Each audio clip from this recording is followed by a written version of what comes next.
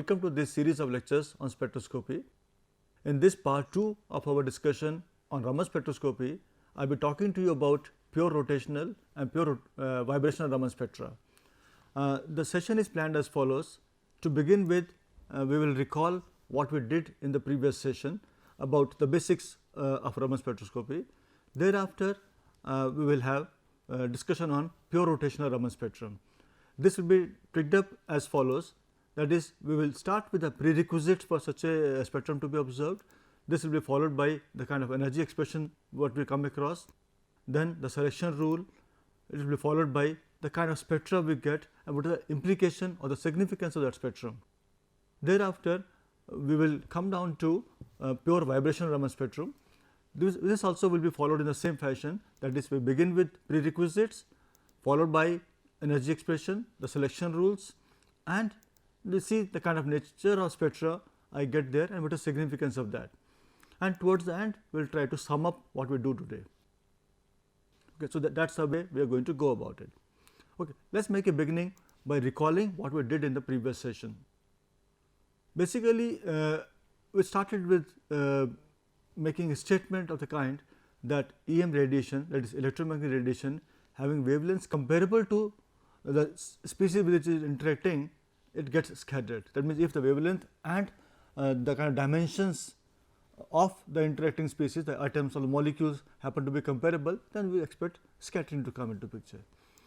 And most of the scattered light what we observe, we find has the wavelength similar to what is there on the incident radiation. That means, there is no difference in the wavelength of the radiation which is coming out as scattered light.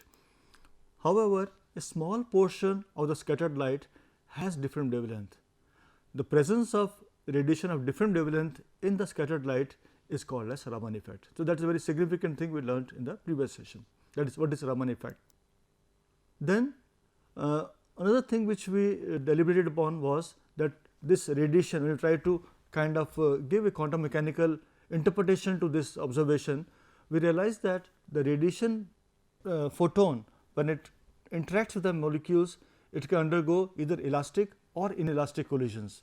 And when these kind of collisions happen, the ones which are elastic in nature, that is when you have got elastic collision between the photon and the molecules, there is no energy exchange, and this leads to Rayleigh scattering, that is the scattering at the same wavelength as the incident radiation. And in the cases when there is an energy exchange, that means, when the collision between the photon and the molecule happens to be inelastic, in such a case there will be energy exchange, and that energy exchange can bring in some kind of a rotational or vibrational excitation in the molecule, or it can lead to rotational or vibrational relaxation, and that is what basically is our Raman effect. And then as we mentioned earlier too, that Raman effect basically is a consequence of inelastic scattering of the photons by atoms and molecules. So, that is broadly what we did in the previous session. Now let us start with talking about pure rotational Raman spectrum. How do we go about it is, that is, we know, we will recall from our earlier understanding when we talked in details about a rotational spectrum, we know that the rotational motion of molecules is quantized. We talked about rotational motion in terms of a rigid rotor followed by non-rigid rotor, and we know the kind of energy levels we get there. And the quantized energy levels of a rotating molecule are given by the following expression, which happens to be E j to be equal to B j into j plus 1 minus D j square j plus 1 square, where B happens to be the rotational constant, j happens to be the rotational quantum number, which can have a value of 0, 1, 2 and so on and so forth, and D happens to be a centrifugal distortion constant, and this the magnitude of D is much smaller than that of B. Okay. So, that is the kind of expression we had, and this term, the second term, the negative term here comes because of the non-rigidity of the molecule. That is what we learned in case of rotational spectrum. Now, in the context of Raman spectrum, we can ignore the centrifugal distortion constant, because this happens to be very small in magnitude, and as a consequence of that, our operative energy expression becomes just this, that is E j to be equal to B into j plus 1, that is where j happens to be again 0, 1, 2 and so on and so forth. And the selection rule now in the context of Raman spectrum is delta J is equal to 0 or plus minus 2.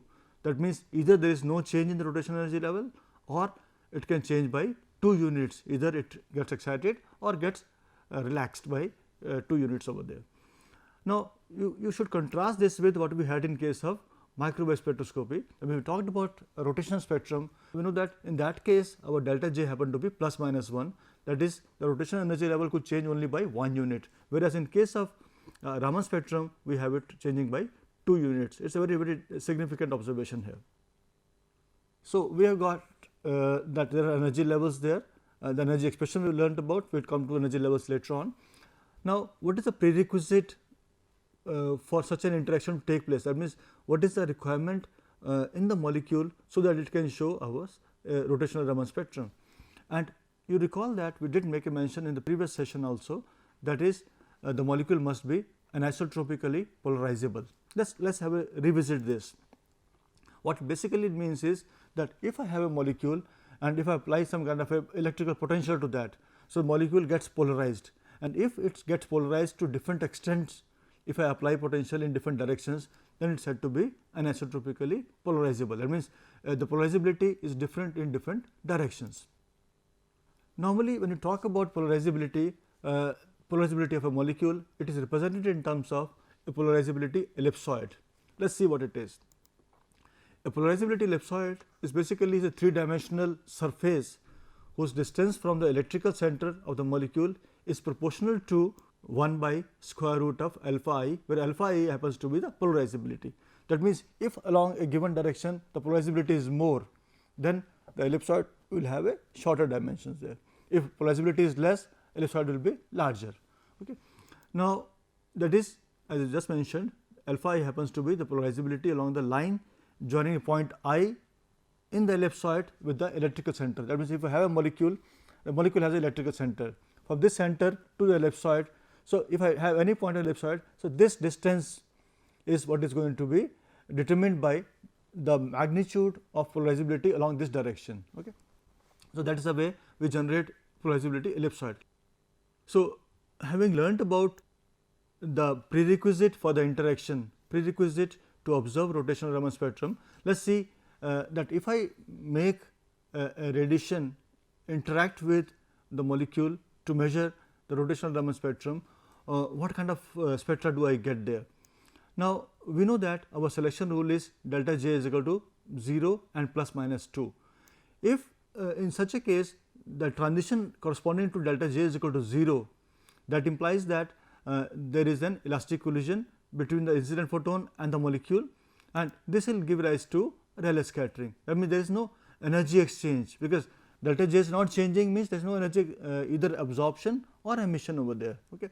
So, this will lead to Rayleigh scattering, and the signal will be observed at the excitation frequency. That means, whatever frequency I use, you remember that we normally use lasers for the purpose there. So, the scattering will be at the same frequency as that of the incident radiation there. So, let us move further and see that how do we get the Raman scattering. Raman scattering will come into picture, we will observe Raman scattering when our second part of the selection rule comes operative, that is delta J happens to be plus minus 2. When delta J is equal to plus 2, what will happen is the molecule will gain energy from the photon, and the signal which will come will lie on the lower wave number side of the excitation radiation, that is, this will give me Stokes lines. On the other hand, when delta J is equal to minus 2, that means the molecule to begin with is an higher energy level, it is coming down to lower energy level, that means the molecule is losing energy. That means, the molecule loses energy to the photon and the signal will lie down to the side which is a higher wave number side of the exciting radiation. This will be my anti-Stokes lines there. Let us see it pictorially. What you see here is the energy level diagram for a rotating molecule. So, what you have is there are different quantum numbers there, J is equal to 0, 1, 2 and so on and so forth, and the energy increases accordingly. Now, what I am trying to show here is that there are two sets of transitions possible here, one which correspond to delta J is equal to plus 2, That means you go from a lower level to higher level, the molecule is gaining energy. So, when you have got transition, say the first transition will be from J is equal to 0 to 2 or maybe 1 to 3 or 2 to 4 and so on and so forth. So, all these transitions will be accompanied by excitation of the molecule. That means, they will be taking energy from the photon. In other words, it will mean the photon will come out with lower energy, means it will be having lower wave number. On the other hand, in the transitions which accompany a kind of a change in quantum number by -2, that is from J to J minus 2, that delta J is equal to -2. When that happens, then what will happen is the molecule to begin with is at higher level, it is coming down to lower level. So, the molecule is losing energy, giving it to photon, the photon will be of higher energy, and this will lead to signals which will be having wave number greater than that of the incident radiation. So, that will give me the anti-Stokes lines there. So, this will give me Stokes lines, this will give me anti-Stokes lines. Let us look at a spectrum. The spectrum will be something like this, because in the center we will be getting an intense Rayleigh line. This is because of our elastic collision, that means there is no exchange of energy. So, the signal is coming at the same frequency as that of the incident radiation there. On the other hand, on this side, the lower wave number side, I get series of lines which are called as Stokes lines, and on the other side I am getting anti-Stokes line there. But that is the kind of spectrum here. So, just have a look at the note, take a note of the position of the lines here. So, the lines here are, the first line is coming at about 6 B from this radiation, and then at 10 B, 14 B and so on and so forth. On this side also, it is the first line is coming at 6 B, then 10, 14, 18 and so on and so forth. That means, the first lines come at a distance of about 6 B, then all subsequent lines will have a separation of 4 B. So, that is the kind of spectrum I am getting. Let us try to see what are salient features of this spectrum here. So, as I just mentioned, the first line from the excitation wavelength or the frequency or the wave number will be located at 6 B, whereas the subsequent lines are at a distance of 4 B each. Secondly, the intensity of Stokes lines and anti-Stokes lines are comparable. This is very important here. When you do rotational Raman spectrum, we find that the Stokes lines and anti-Stokes lines have got comparable intensity.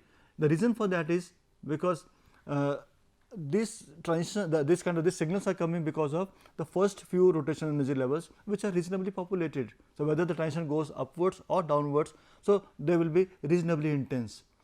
We will find that when you talk about the vibrational Raman spectrum, this will not be true, because the things are different here. We will come to that later. Now, let us try to see what kind of energy expressions we have. Suppose I am talking about delta J is equal to +2 kind of a change, then the change in energy can be given as Ej plus 2 minus Ej, that means J plus 2th level minus this energy. That gives me an expression. I just substitute the energy expression we had, general expression earlier. Substitute that here, we find that this comes out to be at B into 4J plus 6 centimeter inverse, where the signals will be located at new excitation minus this B 4J plus 6 centimeter inverse, where J happens to be 0, 1, 2, because when we say delta J is equal to +2, our first transition will be from 0 level. So, 0 to 2 and so on and so forth. So, if I just substitute the value of J here as 0, 1, 2, I get the position of each one of the lines there. If I put J is equal to 0, I get 6 B. Put J is equal to 1, I get 10 B and so on and so forth. That is how I get an expression for the location of each of the Stokes lines in this case. Similarly, I can do an exercise for anti-Stokes lines. What I will find is that will be, that is energy of Jth level minus J minus 2th level. If I do that, it will come out to be B times 4J minus 2. Now, where J will be having value of 2, 3, 4, because the first kind of transition in the anti-Stokes lines will start from J is equal to 2 level, because from J is equal to 2 to 0 only, that is the first transition we have. You can't have a transition from 1. Okay. So, first transition will start from 2 and so on and so forth, and the location will be the excitation wavelength, excitation wave number plus B times 4J minus 2. Substitute the value of J, you get the location there. Put J is equal to 2, so this is 8 minus 2 is 6, it will be 6 B. Put J is equal to 3, it will be 10 B and so on and so forth. So, that gives us expressions for locating the signals in the spectrum here. Alternatively, we can do the location of spectral lines with the following expression, where nu happens to be nu bar excitation plus minus b 4j plus 6 centimeter inverse. But in this case, we have got some specifications to be clarified here, that is j is the rotational quantum number of the lower energy level. That means, whether I am talking about excitation or emission, in both the cases I have to take j to be the one which is lower in number, and plus sign will give me anti-Stokes lines and minus sign will give me Stokes lines. We can just work it out, it will come out to be same what we had earlier. So, that is an alternative way of locating the signals in the rotational Raman spectrum. Now, let us see what is the significance of this spectrum I have got. The significance is, if I have got a resolved spectrum, so which happens in the case of small molecules, we do get a resolved spectrum. This will provide us the value of B, because we know that the first line is at 6 B and then 10 B and so on and so forth. If I can locate them, I can get the value of B, which will give me readily the moment of inertia, because we know that B and I are related, which in turn is going to provide me the bond length, because we know that I is equal to mu r square. So, if I know I can get the value of r. So, that means in principle the rotational Raman spectrum can give me a means of getting the bond length of simple molecules. Second significance, very significant observation here is, normally the homonuclear diatomic molecules do not have any dipole moment. Say molecule like hydrogen, nitrogen, oxygen, for such molecules I just cannot measure their bond lengths with the help of rotational spectrum, just rotational spectrum, because for rotational spectrum to be observed, the molecule must have a permanent dipole moment. So, since they do not have dipole moment, they will not be observed over there, but the Raman spectrum will provide the desired information, because that is kind of substituting for that information which we can't get from rotational spectrum, I can get from rotational Raman spectrum. So, that is one significant contribution of rotational Raman spectrum. Thirdly, if the molecule happens to be large or heavy, the moment of inertia is large obviously. So, what will happen is the rotational constant will be very small and the spectra will not be resolved. That is a general observation we can make about rotational Raman spectrum. Let us quickly take an example here. So, the rotational constant for nitrogen molecule happens to be 1.99 centimeter inverse. So, our issue is to calculate the frequencies of the first Stokes line and the second anti-Stokes line when measured using a laser having a frequency of 336.732 nanometer. Now, how do I go about it? How do I go about it is, the strategy will be as follows. First, I will have to compute the excitation frequency, that means this is the wavelength of the laser given to me. So, I need to know what is the excitation frequency, that is the first step. Thereafter, I can compute or calculate the frequencies of the desired Raman lines, whether the Stokes lines or anti-Stokes lines. Let us see, we will do it and see it here. Let us start by computing the excitation frequency, and before I proceed, I would like to make a mention here that whenever we talk about rotational spectrum, vibration spectrum or rotational Raman spectrum, typically we use the term frequency, whereby whereas actually we mean wave number, because that is a very convenient term to be used over there. So, whenever we talk about frequency, we should be clear that we are talking about wave number in this case. Okay. Now, we know that the wave number is related to wavelength as nu bar is equal to 1 by lambda. We are given that the lambda happens to be 336.732 nanometers. So, we can just convert it into centimeters. So, then we just substitute it in the formula and get the value of our frequency, and that happens to be 29697.2 centimeter inverse. Okay. Now, the second step was to compute the Raman lines. The first requirement we had was to find the location of first Stokes line. Now, we know that the location of Stokes lines is given by the following expression, we just talked about it some time back, that is, it is equal to the nu incident or excitation frequency minus B times 4j plus 6, where j happens to be 0, 1, 2 and so on and so forth. Since my objective is to locate the first Stokes line, essentially first Stokes line will come when j happens to be 0. I substitute that over here, and what do I get? I just substitute the values of excitation frequency and the rotational constant B and the quantum number over there, I get the value to be 29685.3 centimeter inverse. So, I know where I am going to get my first Stokes line. So, the second thing which we wanted to compute was the location of second anti-Stokes lines, and we know that the location of anti-Stokes lines is given by the following expression, which happens to be new excitation plus B times 4j minus 2, where j happens to be 2, 3, 4 and so on and so forth. Now, since we need to locate the second anti-Stokes lines, so the value of j will be 3, the first will be from j is equal to 2 and so on and so forth.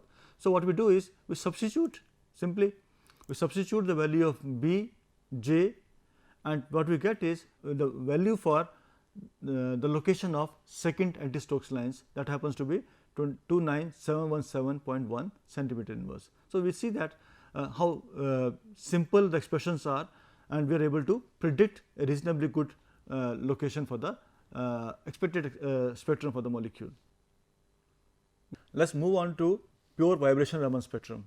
We know that the vibration motion of molecule is quantized. This we talked in detail earlier, and the quantized vibration energy levels are given by the following expression, which again is very familiar to you, that EV to be equal to V plus half omega E minus V plus half square omega E Xc, where omega E V happens to be the vibration quantum number having value of 0, 1, 2 and so on and so forth. Omega E is the equilibrium vibration frequency and Xc is the anharmonicity constant. We talked in detail about that in the vibration spectrum. Now, the selection rule happens to be delta V to be equal to plus minus 1, plus minus 2 and plus minus 3, so on and so forth. So, that means all possibilities are there. Now, if I look at the possible vibrational transitions, so as per the selection rule, what you find is that there can be a large number of transitions possible over there, because when we have delta V to be plus minus 1, plus minus 2, plus minus 3 and so on and so forth, you can go from practically any level to any other level. So, you expect a large number of lines, signals over there, whereas what normally are observed are only a few. The reason for that is because only what you observe here is the fundamental, that means from 0 to 1 transition, the first overtone from 0 to 2 and second overtone from 0 to 3. The reason for this is that the transitional probability of delta V to be equal to plus minus 2, plus minus 3 and so on and so forth, this decreases very rapidly, and secondly the population of levels from V is equal to 1 onward is very low. So, we do not expect many transitions to originate from V is equal to 1, 2, 3 and so on and so forth level, and secondly any transitions which involve larger changes in delta V are going to be of very low transitional probability, means intensity is going to be negligible over there, we will not be observing them. Okay. So, with that let us try to see where are these located.